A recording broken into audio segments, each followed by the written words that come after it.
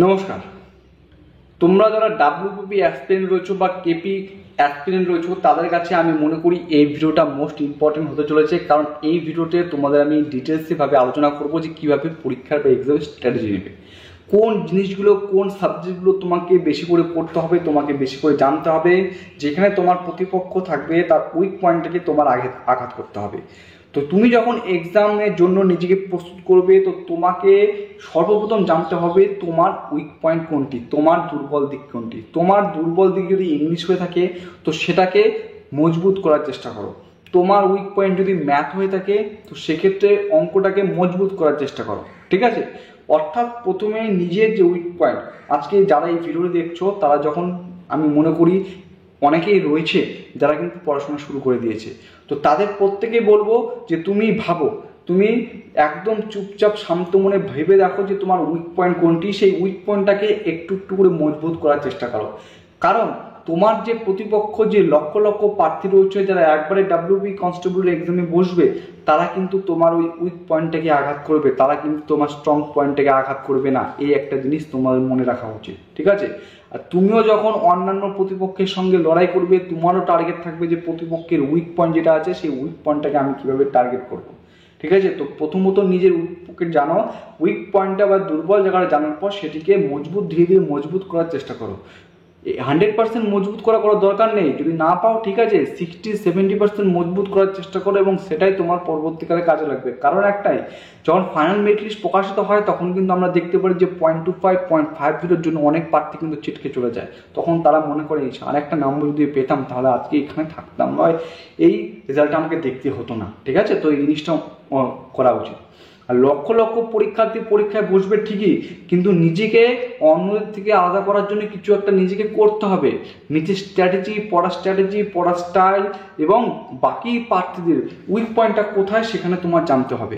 আমি এই বক্সে আমি একটা কথা বলছি, টেলিগ্রাম চ্যানেলে আমি যারা যুক্ত হওনি তারা প্রত্যেকে যুক্ত হোক, কারণ আমি তোমাদের বলে রাখছি অঙ্ক এবং ইংলিশের পিডিএফ কিন্তু আমি দেওয়া শুরু করবো, মোস্ট ইম্পর্টেন্ট। এবং কেন বলছি এটাও তোমাদের বলছি।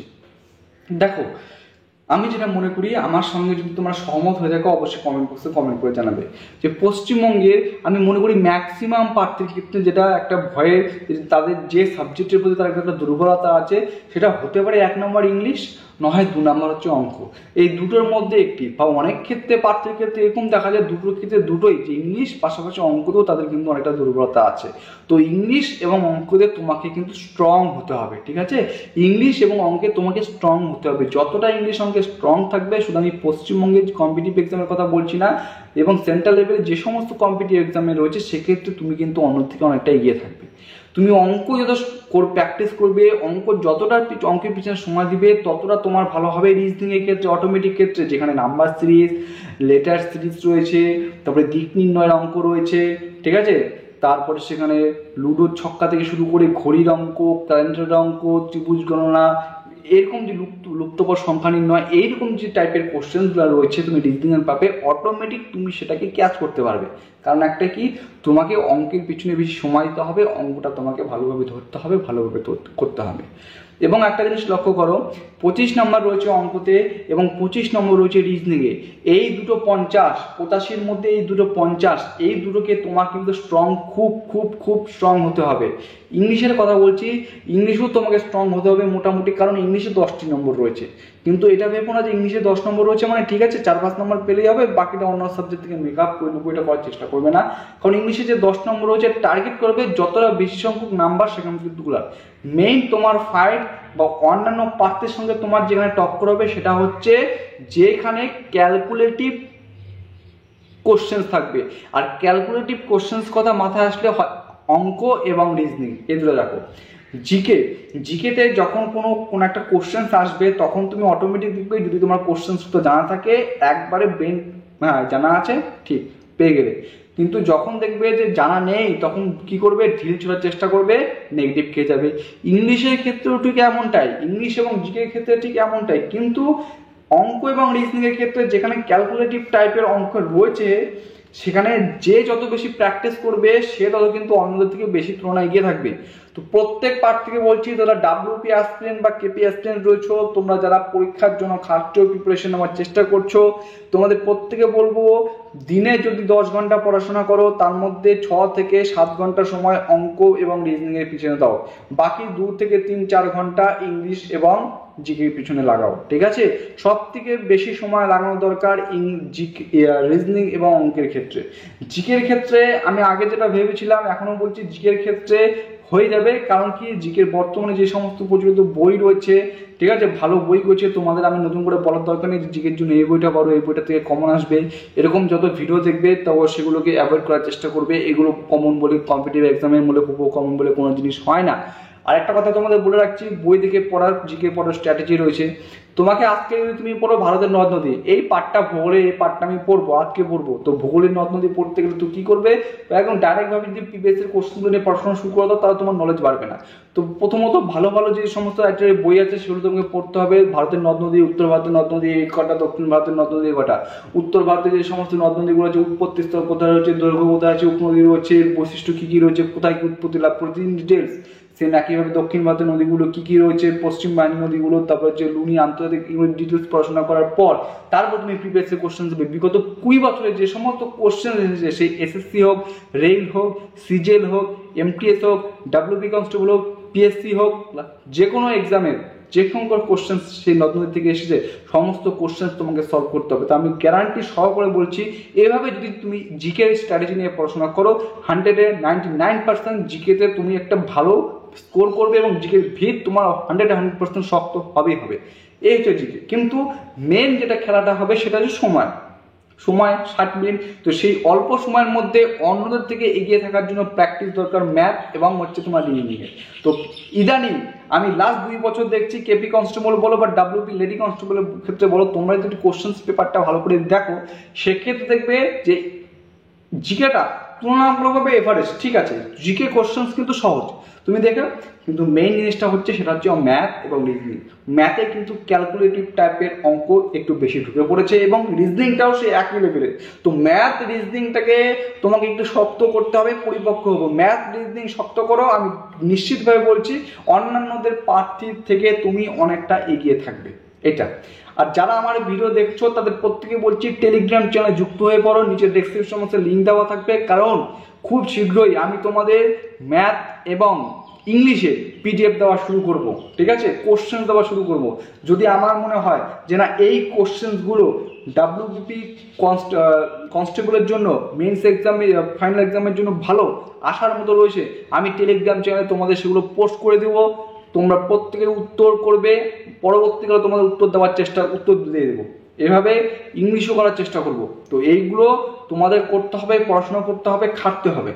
অন্যদের থেকে তুমি কিভাবে আলাদা হয়ে থাকবে, লক্ষ লক্ষ প্রার্থীর মধ্যে নিজেকে কিভাবে অন্যদের থেকে আলাদা করবে তার স্ট্র্যাটেজি তোমাকে খুঁজে বের করতে হবে। এমনও দেখবে অনেক প্রার্থী রয়েছে যে সারাদিন পড়াশোনা করে, আর একজন প্রার্থী যে দিনে 6 থেকে 8 ঘন্টা পড়াশোনা করে, তা সত্ত্বেও দেখবে যে দিনে সারাদিন পড়াশোনা করছে তার রেজাল্ট খুব একটা ভালো হচ্ছে না, কারণ স্ট্র্যাটেজি জানা নেই। ইতিহাস যদি আমি বলতে গেলে, ভূগোল, সংবিধান বলতে গেলে তো এত বড় বই কি পড়বো না, আমাকে পয়েন্ট ভাবে পড়তে হবে। পয়েন্ট ভাবে পড়ে আমাকে দেখতে হবে বিগত বছরের কোশ্চেনটা কি এসেছে এবং সেই কোশ্চেন রিলেটেড কি কোশ্চেন এসেছে। যেমন একটা কোশ্চেন বলি সংবিধান থেকে, যে কতম সংবিধান সংশোধনের মাধ্যমে ভোটারের বয়স 21 থেকে কমিয়ে 18 বছর করা হয়েছে। এই কোশ্চেনটা দেখার পর সংবিধান সংশোধনের আরও যে সমস্ত সংশোধনগুলো রয়েছে সেগুলোকে আমাকে দেখতে হবে। একটা কোশ্চেন পাশাপাশি সেই সমস্ত কোশ্চেন যখন দেখতে থাকবো, তখন দেখবো সেই সমস্ত কোশ্চেনের মধ্যে কিছু কোশ্চেন রয়েছে যেগুলো প্রিভিয়াস এর কোশ্চেনসও এসেছে। তো এইভাবে নিজেকে সাজাতে হবে, এইভাবে নিজেকে গোছাতে হবে এবং টাইম দিতে হবে। এবং ভিডিও শেষ করার আগে একটা কথাই বলি, যতই সিলেবাস কমপ্লিট করো, যতই ছোটস্থ করো, যতই একদম জ্ঞানের মাথার মধ্যে এখানে ঢুকে নাও, মক টেস্ট যদি কেউ না দাও, ও 60 মিনিটের সময়ের মধ্যে কিছু করতে পারবে না। পরীক্ষার হল থেকে বেরিয়ে এসে একটা কথাই বলবে, সময়টা পেলাম না, আর যদি 5 থেকে 10 মিনিট সময় পেতাম, আমি মনে হয় আরো 3 থেকে 4টা বা 5-6টি কোশ্চেন করে আসতে পারতাম। এই জিনিসটা যদি না হয়, মক টেস্ট অনিবার্য, মক টেস্ট তোমাকে দিতে হবে। মক টেস্ট ছাড়া তোমার কোনো গতি নেই, সে ডাব্লিউবিপি হোক বা কেপি কনস্টেবল হোক। I repeat again, mock test ছাড়া কোনো গতি নেই এবং আমি তোমাদের জন্য মক টেস্ট নিয়ে আসবো। মক টেস্টে সুন্দর সুন্দর কোশ্চেন নিয়ে আসবো, ইজি মিডিয়াম লেভেলের কোশ্চেন, হার্ড লেভেলের কোশ্চেন, সমস্ত কোশ্চেন তোমাদের নিয়ে আসবো মক টেস্টের জন্য।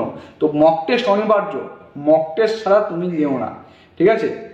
অনেক ক্ষেত্রে এরকম হয়ে যায়, আমি তো অঙ্ক পারি কারণ আমি অঙ্কে ভালো করেছি, কিন্তু এক্সাম হয়ে যাওয়া যাওয়ার পরে না, একটা অঙ্কের পেছনে 2-3-4 মিনিট আরেকটা অঙ্ক আমি ঠিক মতো করতে পারছি না। আর এই 60 মিনিটের এক্সামটা না, এখানে কিন্তু একটা মানে বিরাট জিনিস এই মাথার মধ্যে কাজ করে, এটা ব্রেনটা কিন্তু ওই সময়ের মধ্যে বিরাটভাবে কাজ করে। কোনো জায়গায় যদি কোনো অঙ্কের পিছনে 2 থেকে 3 মিনিট লাগিয়ে দাও, অটোমেটিকভাবে একটা জিনিস মাথা চলে আসবে, এই তো গেল আমার 2-3 মিনিট সময় চলে গেল, আমি মনে হয় পিছিয়ে পড়ছি, এরকম একটা ভাবনা মাথার মধ্যে যখনই চলে আসবে অটোমেটিক তুমি কিন্তু সেখান থেকে পিছিয়ে পড়তে থাকবে বা একটা সময় থেকে। তো এরকম যেন না হয়, এই জন্য যতটা পারো প্র্যাকটিস করার চেষ্টা করো। আমি বলছি প্র্যাকটিস করো, মক টেস্ট দাও, আটকাবে না, এবং স্ট্র্যাটেজি অনুসারে চলো, কোনোদিন এরকম এক্সামে আমি মনে করি আটকাবে না। তো এইভাবে পড়াশোনা শুরু করো। তো নিজের মতামত অবশ্যই কমেন্ট বক্সে ব্যক্ত করার চেষ্টা করবে। আর আমি ভাবছি যে টেলিগ্রাম চ্যানেলের পাশাপাশি আমি আমার চ্যানেলে কমেন্টে পোস্ট করে একটা জিনিস কোশ্চেন তোমাদের কাছে জিজ্ঞেস করবো, যে কোশ্চেনটা হচ্ছে যে পশ্চিমবঙ্গে যারা ডাব্লিউপি কনস্টেবল বা কেপি কনস্টেবল রেঞ্জ, তাদের ক্ষেত্রে এই 4টা অধ্যায়ের মধ্যে জিকে, ইংলিশ, রিজনিং এবং ম্যাথের মধ্যে কোন অধ্যায়টা তোমার মনে হয় যেটা আমার দুর্বল? আমি এক্সপেক্ট করি, আমি আশা করি ইংলিশ এবং অঙ্কের প্রতি ম্যাক্সিমাম ভোট পড়বে স্বাভাবিকভাবে। এই দুটি অধ্যায় এবার থেকে আমি জোর দেবো, যেটা আমি মনে করছি না এই দুটো অধ্যায় থেকে তোমাদের প্রচুর কোশ্চেন করাবো, ঠিক আছে? চলো আজকে এই ভিডিও এখানে শেষ করছি। সবাই সুস্থ থাকবে, ভালো থাকবে। ক্লাস করাবো, রেগুলার ক্লাস দেওয়ার চেষ্টা করব, যদি সম্ভব না হয় ম্যাথ এবং ইংলিশটা যথাযথভাবে করার চেষ্টা করব। সবাই ভালো থাকবে, সুস্থ থাকবে। জয় হিন্দ।